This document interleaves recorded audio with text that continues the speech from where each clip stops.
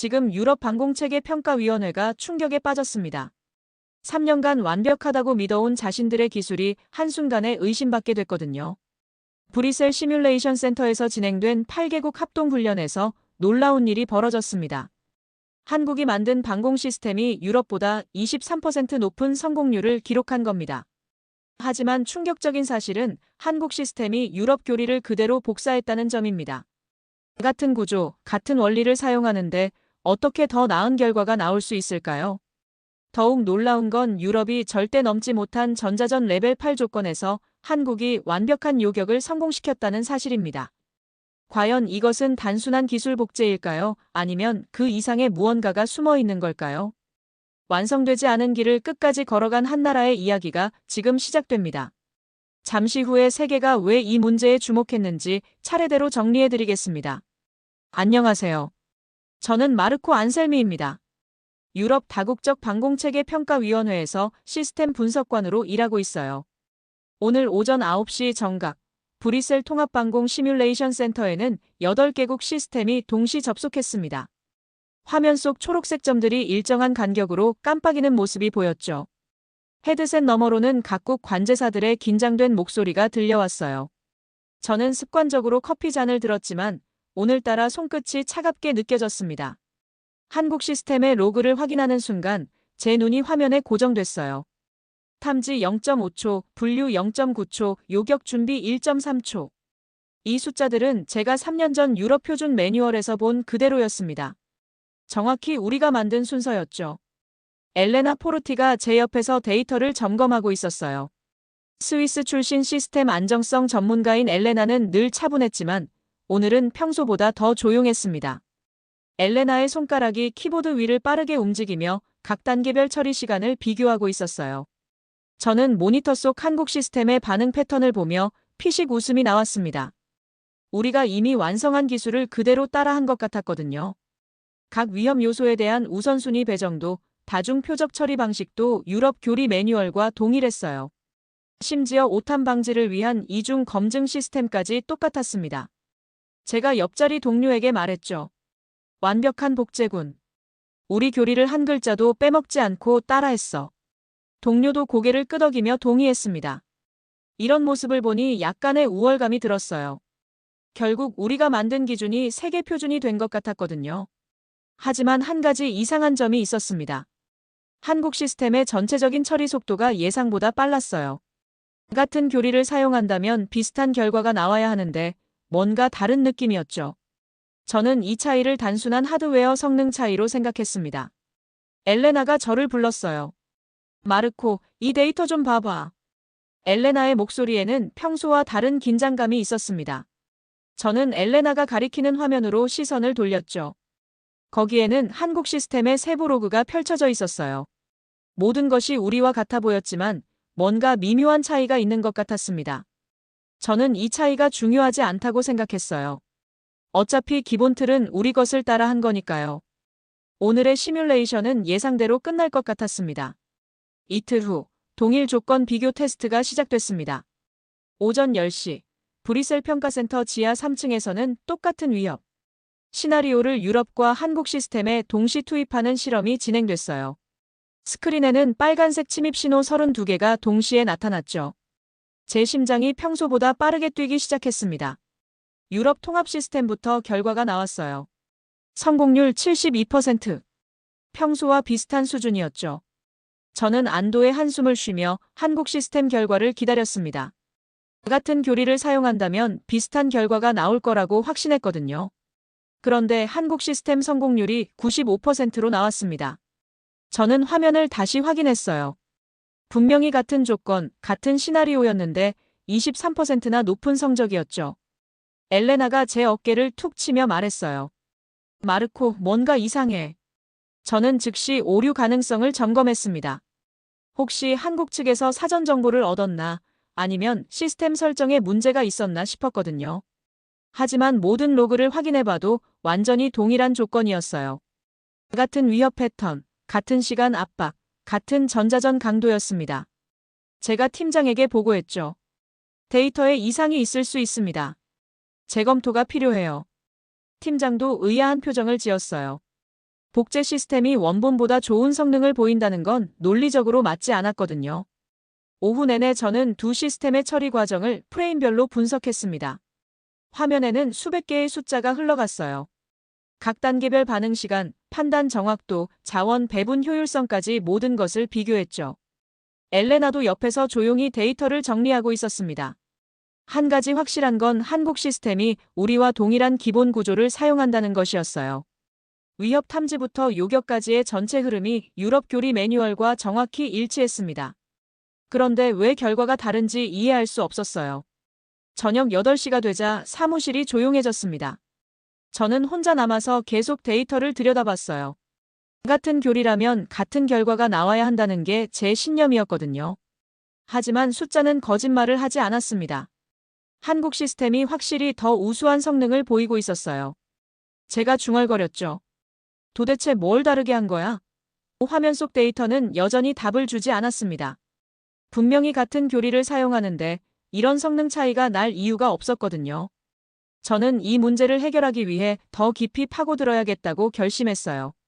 사흘째 되는 날, 저는 프레임 단위 분석에 매달렸습니다. 오전 6시부터 시작해서 점심도 거른 채 화면만 바라보고 있었어요. 수천 개의 데이터 포인트가 엑셀 시트를 가득 채웠죠. 엘레나가 따뜻한 커피를 가져다 주며 말했어요. 마르코, 너무 무리하지 마. 그때 결정적인 차이점을 발견했습니다. 위협 판단 과정에서 유럽 시스템은 3단계 안전 검증을 거쳤는데 한국 시스템은 2단계만 사용하고 있었어요. 스크린에는 두 시스템의 처리 흐름이 나란히 표시됐습니다. 유럽은 1차 탐지, 2차 분류, 3차 확인 후 최종 판단이었죠. 제가 엘레나에게 화면을 가리키며 설명했어요. 봐, 여기서 차이가 나. 우리는 안전을 위해 검증 단계를 하나 더 추가했고 한국은 그 단계를 빼버린 거야. 엘레나도 고개를 끄덕이며 데이터를 살펴봤습니다. 이 차이로 인해 한국 시스템은 평균 0.4초를 단축할 수 있었어요. 방공 상황에서 0.4초는 생명과 직결되는 시간이었죠. 하지만 저는 불편함을 느꼈습니다. 3차 검증은 오탐을 방지하기 위한 핵심 안전장치였거든요. 오후 2시, 저는 유럽방공표준위원회 내부 문서를 다시 검토했습니다. 3단계 검증 시스템이 도입된 배경을 확인하려고 했어요. 문서에는 민간 항공기 오인 사격 방지와 국제법 준수라는 명분이 적혀 있었습니다. 하지만 한국은 왜 이 안전장치를 제거했을까요? 저는 한국 시스템 매뉴얼을 요청했어요. 며칠 후 도착한 문서를 보니 한국도 처음에는 3단계 검증을 계획했다고 나와 있었습니다. 그런데 실전 테스트 과정에서 이를 축소했다고 기록돼 있었어요. 엘레나가 제 옆에서 말했습니다. 우리는 안전을 늘렸고 그들은 시간을 줄였어. 정확한 지적이었어요. 두 시스템 모두 같은 출발점에서 시작했지만 서로 다른 방향으로 발전한 거였죠. 저녁 무렵, 저는 이 차이점의 의미를 곰곰 생각해봤습니다. 유럽은 안전성을 최우선으로 여겼고 한국은 신속성을 택했어요. 둘 다 합리적인 선택이었지만 결과적으로 성능 차이를 만들어낸 거였습니다. 제 자존심이 조금씩 흔들리기 시작했어요. 우리가 더 안전한 시스템을 만들었다고 확신했는데 한국이 우리보다 빠르고 정확한 결과를 보여주니까 혼란스러웠거든요. 과연 우리의 선택이 옳았을까 하는 의문이 들었습니다. 밤늦게까지 데이터를 분석한 결과 한 가지 더 발견한 사실이 있었어요. 한국 시스템의 오탐률이 예상보다 높지 않다는 것이었습니다. 검증 단계를 줄였음에도 불구하고 정확도를 유지하고 있었죠. 이건 단순히 안전장치를 제거한 게 아니라 다른 방식으로 정확성을 확보했다는 의미였어요. 일주일 후 실사격 평가가 시작됐습니다. 오전 9시 발트해 연안 시험장에는 실제 표적과 요격 미사일이 준비됐어요. 바람이 초속 7m로 불어오는 가운데 저는 관제소에서 두 시스템의 실전 성능을 직접 확인하게 됐습니다. 헤드셋 너머로는 각국 관제사들의 긴장된 호흡이 들려왔어요. 첫 번째 테스트는 기본 조건이었습니다. 전자전 강도 레벨 3, 표적 속도 마하 2.5. 유럽과 한국 시스템 모두 성공적으로 요격했어요. 하지만 진짜 시험은 지금부터였습니다. 두 번째 테스트에서 전자전 강도를 레벨 6으로 올렸어요. 화면에는 강력한 전파 교란 신호가 빨간 선으로 표시됐습니다. 유럽 시스템이 먼저 대응했죠. 요격 성공률은 60%였어요. 예상 범위 아니었습니다. 한국 시스템 차례가 됐을 때 같은 조건에서 85% 성공률을 기록했어요. 저는 엘레나와 눈을 마주쳤습니다. 시뮬레이션이 아닌 실제 상황에서도 차이가 나는 거였죠. 그런데 세 번째 테스트에서 상황이 완전히 바뀌었습니다. 전자전 강도를 레벨 8로 설정한 순간 관제 소환이 조용해졌어요. 이 강도는 유럽이 한 번도 넘어본 적 없는 수준이었거든요. 우리 매뉴얼에는 레벨 8 조건에서 발사 금지라고 명시돼 있었습니다. 유럽 시스템이 먼저 시도했어요. 탐지 단계까지는 정상 작동했지만 3차 검증에서 신뢰도가 45%까지 떨어졌습니다. 시스템이 자동으로 발사를 중단했죠. 안전 프로토콜에 따른 당연한 결과였어요. 한국 시스템 차례였습니다. 같은 강력한 전자전 상황에서 신뢰도가 71%로 나왔어요. 저는 깜짝 놀랐습니다. 이 조건에서 발사 승인이라니 도대체 어떤 판단 기준을 사용하는 걸까요? 발사 카운트다운이 시작됐습니다. 3, 2, 1 발사. 한국 요격 미사일이 하늘로 치솟았어요. 관제소 안 모든 사람이 화면을 주시했습니다. 15초 후 표적이 정확히 요격됐다는 신호가 들어왔죠. 저는 말문이 막혔습니다. 우리가 위험하다고 판단해서 포기한 조건에서 한국은 성공한 거였어요. 엘레나도 놀란 표정으로 데이터를 확인하고 있었습니다. 마르코, 이게 정말 같은 교리를 사용한 시스템 맞아? 관제 소환이 침묵에 빠졌어요. 모든 사람이 방금 목격한 상황을 이해하려고 애쓰고 있었습니다. 유럽이 안전상 불가능하다고 판단한 조건에서 한국이 성공을 거둔 거였죠. 저는 한국 시스템의 판단 로그를 요청했습니다. 어떻게 그런 조건에서 발사 결정을 내릴 수 있었는지 알고 싶었거든요. 하지만 답변은 간단했어요. 2단계 검증 완료, 발사 조건 충족. 우리보다 단순한 기준이었지만 더 과감한 선택이었습니다. 실사격 평가 다음 날, 저는 내부 문서 보관소에서 하루 종일 시간을 보냈습니다. 오전 10시부터 오후 6시까지 유럽 항공 교리 개발 과정을 처음부터 다시 추적해봤어요. 먼지가 쌓인 파일 상자들 사이에서 2년 전 회의록을 발견했죠. 형광등 불빛 아래서 페이지를 넘기는 소리만 조용히 들려왔습니다. 그때 충격적인 내용을 발견했어요. 고위험 구간 개발 중단 결정 마이너스 예산 삭감으로 인한 불가피한 조치. 제 손이 떨리기 시작했습니다. 이것은 기술적 한계가 아니라 예산 문제였던 거예요. 문서를 자세히 읽어보니 더욱 놀라운 사실이 드러났습니다. 유럽도 처음에는 2단계 검증 시스템을 개발하고 있었어요. 하지만 개발 과정에서 예산이 30% 삭감되면서 고위험 상황 대응 기능을 포기했던 거였죠. 그 대신 안전성을 명분으로 3단계 검증을 도입한 거였어요. 엘레나가 제 옆에 와서 문서를 함께 봤습니다. 마르코, 이게 정말이야? 엘레나의 목소리에는 믿기 어렵다는 뉘앙스가 담겨 있었어요. 저도 마찬가지였습니다. 우리가 기술적 완성도라고 믿었던 것이 사실은 예산 제약의 결과였던 거죠. 더 깊이 파고들수록 진실이 선명해졌어요. 유럽위원회는 고위험 구간 테스트에 필요한 추가 비용을 감당할 수 없었습니다. 실패율 60%가 예상되는 테스트를 반복할 예산이 없었던 거예요. 그래서 안전기준이라는 명분으로 포장했던 겁니다. 제가 중얼거렸어요. 우리가 멈춘 건 기술이 아니라 회계였어. 이 말을 하는 순간 가슴이 답답해졌습니다.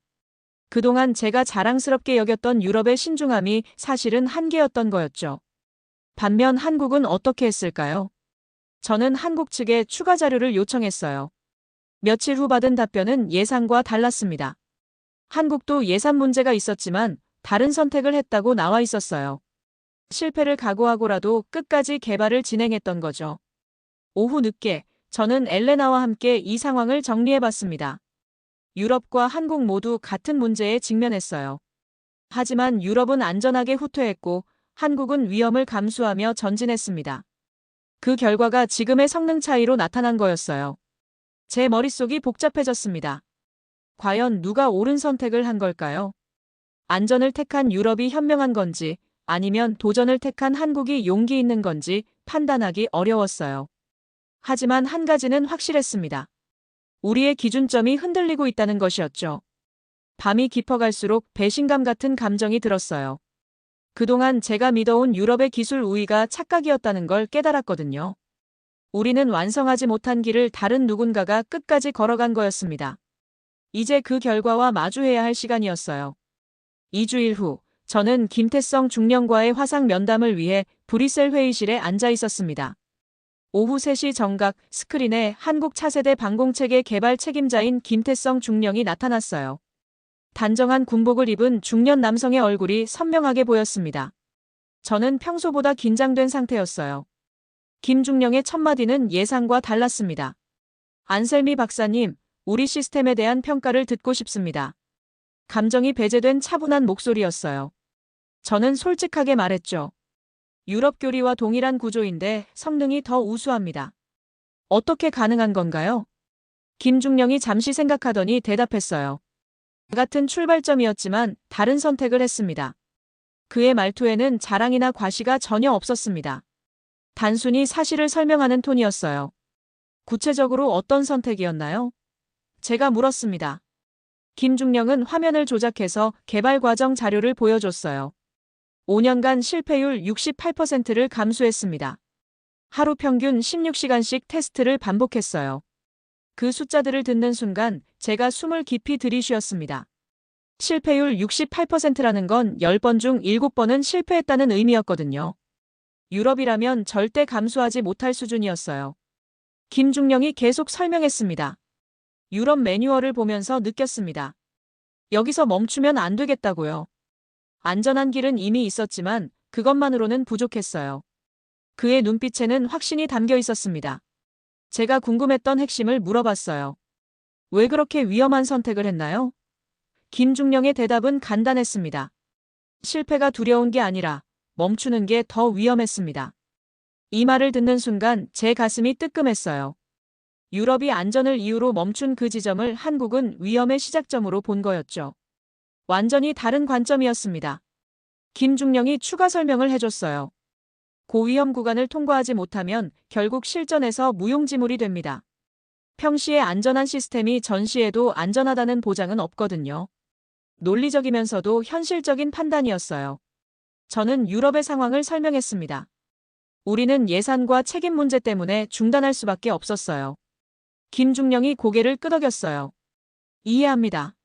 하지만 우리는 다른 결론에 도달했습니다. 면담이 끝나갈 무렵 김중령이 마지막으로 말했어요. 기술은 완성되지 않으면 의미가 없습니다.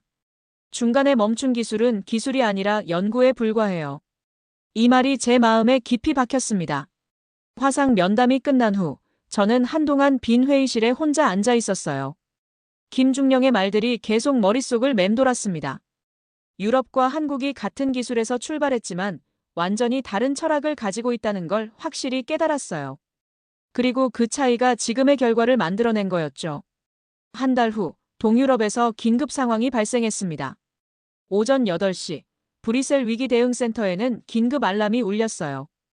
폴란드와 리투아니아 국경 지역에서 예상치 못한 위협이 감지됐다는 보고가 들어왔습니다. 회의실에는 각국 대표들이 서둘러 모였죠. 저도 급히 자리에 앉으며 상황 브리핑을 들었어요. 문제는 시간이었습니다. 기존 유럽 통합 방공 시스템을 배치하려면 16개월이 필요했어요.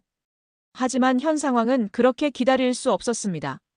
위원회 의장이 긴급 대안을 요청했죠. 그때 한국 시스템이 대안으로 제시됐어요. 납기는 4개월, 비용은 기존 유럽 시스템보다 28% 절감된 가격이었습니다. 회의실 안이 조용해졌어요. 모든 사람이 이 제안의 의미를 이해하고 있었거든요. 독일 대표가 먼저 우려를 표했습니다.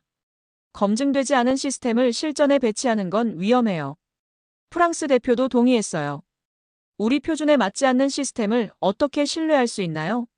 하지만 폴란드 대표의 말이 분위기를 바꿨습니다. 지금 필요한 건 완벽한 설계가 아니라 도착하는 방어입니다.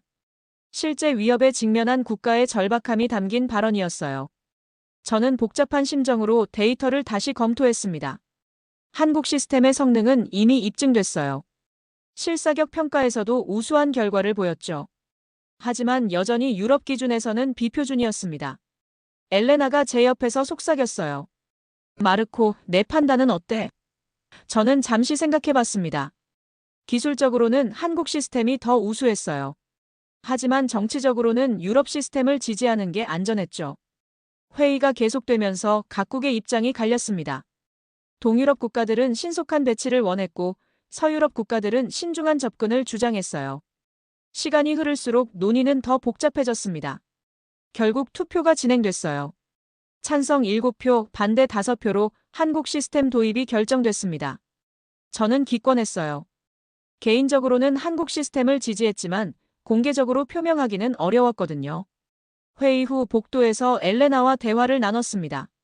결국 현실이 이론을 이겼네. 엘레나의 말이 맞았어요. 아무리 완벽한 기준이라도 상황에 맞지 않으면 의미가 없었죠. 저녁 무렵 저는 혼자 사무실에 남아서 오늘 일을 정리해봤습니다. 유럽이 자신들의 기준을 포기하고 한국을 선택한 순간이었어요. 이론적 완성도보다 실용적 효과를 택한 거였죠. 이 선택이 옳았는지는 시간이 말해줄 거였어요. 하지만 한 가지는 확실했습니다. 유럽의 기술 우위라는 믿음이 완전히 무너진 순간이었다는 것이었죠. 앞으로는 새로운 기준으로 세상을 봐야 할 것 같았어요. 3개월 후 저는 최종 평가 보고서를 작성하고 있었습니다.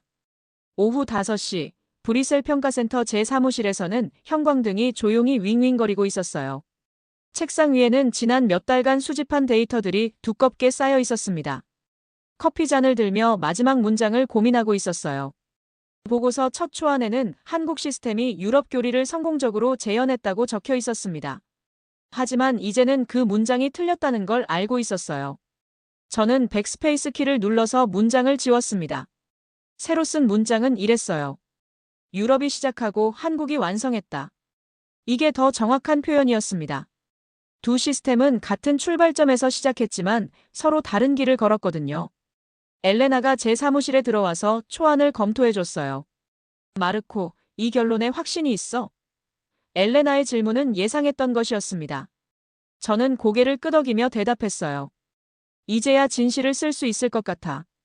보고서에는 핵심 권고사항도 포함됐습니다. 유럽 방공 표준의 전면 재검토가 필요하다. 이 한 문장이 기존 시스템 전체를 뒤흔들 수도 있었어요. 하지만 피할 수 없는 결론이었습니다.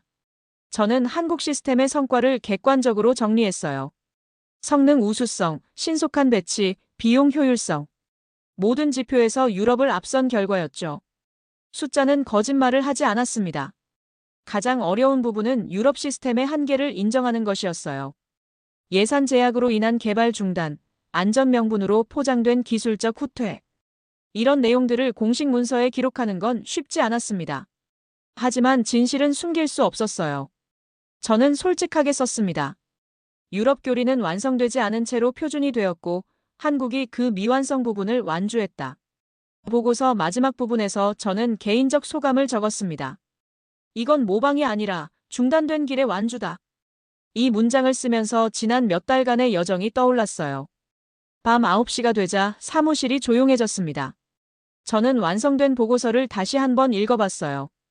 처음 한국 시스템을 봤을 때의 우월감이 이제는 부끄럽게 느껴졌습니다. 기술에는 국경이 없다는 걸 새삼 깨달았거든요. 엘레나가 마지막 검토를 마치고 말했어요. 이 보고서가 많은 것을 바꿀 거야. 저도 동의했습니다. 유럽의 자만심을 깨뜨리고 새로운 기준을 만드는 시작점이 될 거였어요. 보고서를 제출하기 전 저는 김태성 중령에게 감사 인사를 전했습니다. 한국의 도전 정신이 유럽에게도 귀중한 교훈을 줬거든요. 기술은 멈추는 순간 퇴보한다는 것, 그리고 완성을 향한 의지가 얼마나 중요한지 배웠습니다. 제출 버튼을 누르는 순간 새로운 시대가 시작되는 기분이었어요. 유럽과 한국이 경쟁이 아닌 협력으로 더 나은 기술을 만들어갈 수 있을 것 같았습니다. 그것이 이 모든 과정을 통해 얻은 가장 소중한 깨달음이었어요. 이 이야기 여러분은 어떻게 보셨나요? 세계가 한국을 어떻게 보고 있는지 계속해서 전해드리겠습니다. 구독해두시면 중요한 장면들을 놓치지 않으실 수 있습니다.